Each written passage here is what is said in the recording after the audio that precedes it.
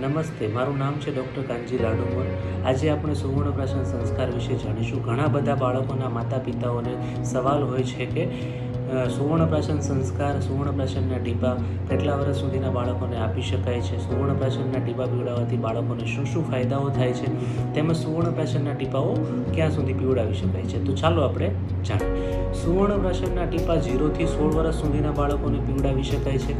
તેમજ સુવર્ણપ્રાશનના ટીપા પીવડાવવાથી બાળકોની શારીરિક શક્તિ, માનસિક શક્તિ, બુદ્ધિ શક્તિ તેમજ રોગપ્રતિકારક શક્તિમાં વધારો થાય છે. બાળકોની પાચન શક્તિ સુધરે છે, બાળકોનો વર્ણ સુધરે છે, બાળકની સ્પીચ થેરાપી ઇમ્પ્રૂવ થાય છે, તેમજ બાળકને ભૂખ પણ સારી લાગવા લાગે છે.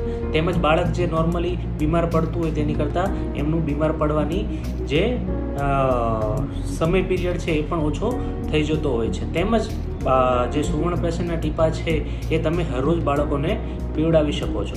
આપણે